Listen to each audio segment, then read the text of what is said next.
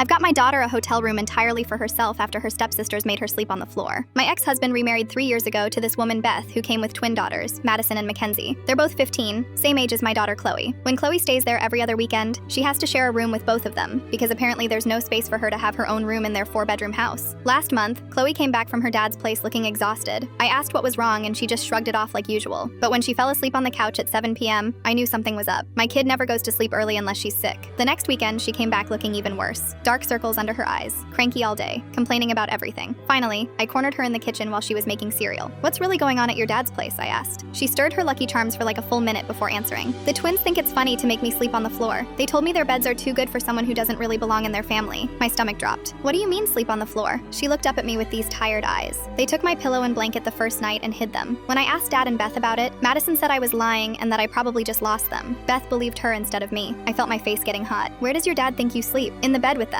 That's what they tell him. But every night after everyone's asleep, they wake me up and make me get on the floor. They say if I tell Dad, they'll make sure he knows what a troublemaker I am and maybe he won't want me visiting anymore." That was it. I grabbed my phone and called my ex immediately. "Your daughters are making Chloe sleep on the floor," I said as soon as he picked up. "What? That's not true. She shares the bed with them. Ask them right now if that's what really happens at night." There was silence. Then I heard him calling for the girls. 5 minutes later, he called back. They admit they've been making her get on the floor, but they say it's because she kicks in her sleep and keeps them awake. So the solution is to make a 15-year-old girl sleep on a hardwood floor with no pillow or blanket? Are you insane? "We'll figure something out," he said. But I could tell he was already making excuses in his head. "No, we won't. I've already figured it out." The next Friday, when it was time for Chloe to go to her dad's, I drove her straight to the Hampton Inn down the street from his house instead. I walked up to the front desk with my credit card. "I need a room for my daughter for the weekend. Just her. She's 15. The desk clerk looked confused. "Is there an adult staying with her?" "No, but her father lives 2 minutes away if there's an emergency. Here's his number." I handed over a piece of paper with my ex's contact info. I turned to Chloe, who looked shocked. "This is your room for the weekend. Order room service, watch movies, sleep in a real bed. Your dad can pick you up for dinner or whatever, but you're sleeping here." "Mom, this is crazy expensive," she whispered. "It's cheaper than therapy for you and anger management classes for me." My ex called me 15 minutes later, screaming about how I was being dramatic and that he'd fix the problem. Apparently his solution was to put an air mattress in the twins' room. "An air mattress is still sleeping on the floor," I told him. "My daughter gets a real bed at my house,